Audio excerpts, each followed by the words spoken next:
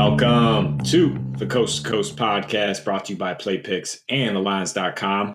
I'm your host, flying solo today. Nate Weitzer on the East Coast holding it down for Josh Lander as he travels across the country.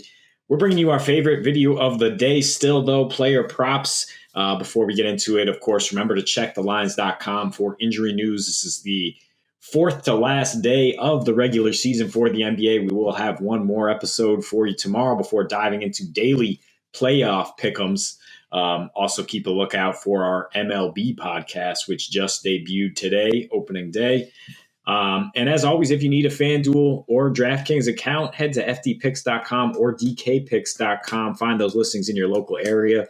If you're looking for player props, be sure to check out thelines.com prop finder. It'll help you get the best odds available on those different sports books. So diving right into it, the first guy I like today is Jordan Poole. Still at 24.5 points, seems pretty low considering his usage and what he's been able to do since Steph Curry went down, averaging 28 points per game, 5 assists, over 5 assists, and 5 rebounds.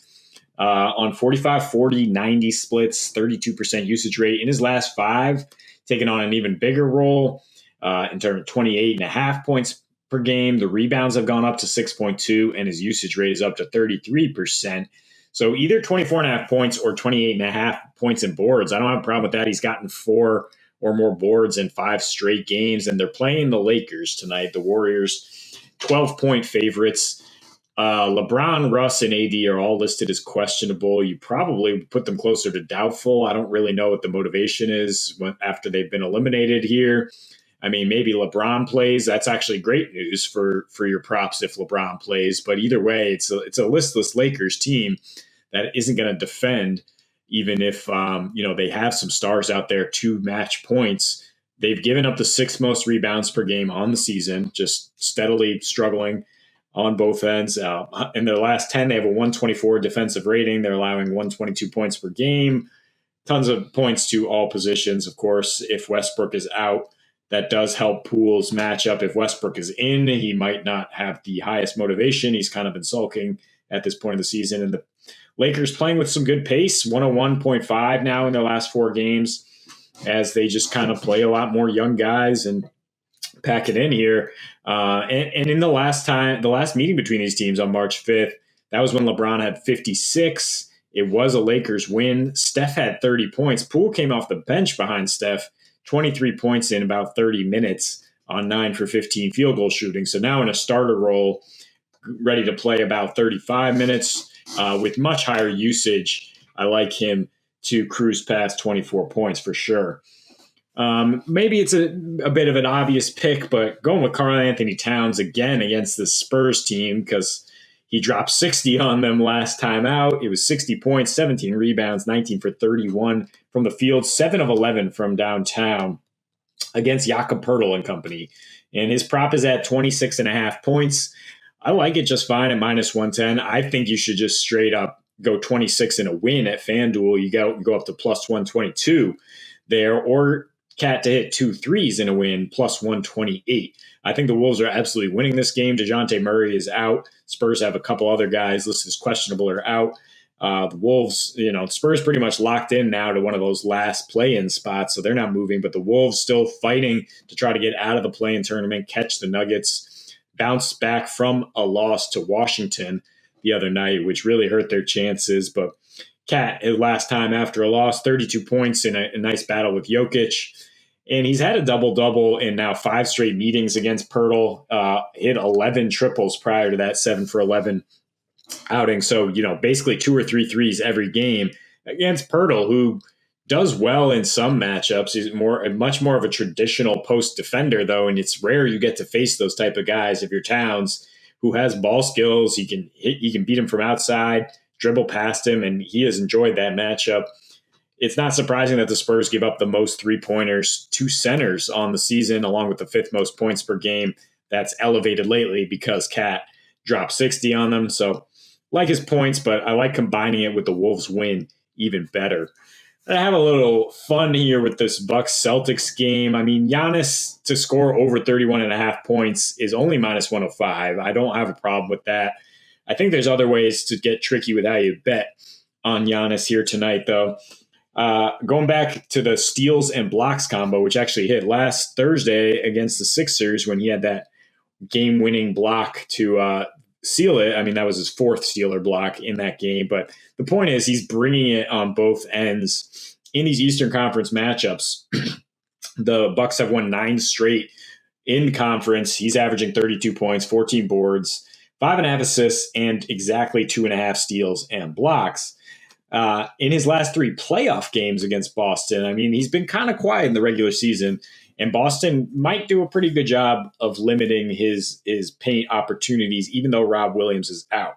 So the points are a little scary to me, honestly, not the preferred bet, but the steal blocks, interesting because in his last 3 playoff games, again, 30 points, 12 rebounds, 6.5 assists, 3.7 steals and blocks against the Celtics team that does try to, Tatum and Brown will try to challenge him at the rim. Now that Brook Lopez is back, Giannis can play a little more off ball and come in and swipe or swat to get those. Also put up 3.7 turnovers in those games. So that's a minus 180 bet for him to get 3 turnovers, but I really like that against the Celtics top defense. I mean, the odds aren't great there. Maybe you can find it different odds at different places. But the point is, when the Bucks are tested, Giannis is playing about 40 minutes, put up huge lines against both the Sixers and Nets. So I think you're probably safe to roll with any combination of his bets here. Even though the Celtics have been good on defense, we love the over here. Love a game that probably will have a winning team score around 120 or maybe both teams. And Giannis has got to be a big part of that. And finally, I mean, I like the under in the Raptors Sixers at 220, but I still like Pascal Siakam to do the bulk of the scoring for the Raptors. At this point, we still don't know if OG Anunoby is going to play. It's interesting. Siakam's numbers are actually better when OG is out there helping box out. He gets like 2.5 more rebounds per game. He scores better. He shoots better from the field. I mean, the Raptors are just a better team in general. So I'm not necessarily trying to jump on him because of increased usage if OG's out. I just want to ride with him and as a main reason for why the Raptors are going to keep this game competitive and maybe pull it out at home. And because the Sixers are going to be without Matisse Thybulle, who's the best option to defend Siakam, and really their only lockdown defender, and he's ineligible to play in Toronto because he won't get vaccinated, apparently. So, Siakam, even with Thybulle in the lineup, averaging 25 points, 7.5 rebounds, 7 assists his last 4 against Philly. And in his last 6 at home, 28 points per game with a 127 offensive rating. That includes 29 against Miami's stalwart defense, 40 against Boston's defense, which was resting their stars, in that back-to-back situation, and 35 against Cleveland before they lost Evan Mobley. So it's not like he can't handle tough matchups. The Sixers defense is overrated, though, at this point.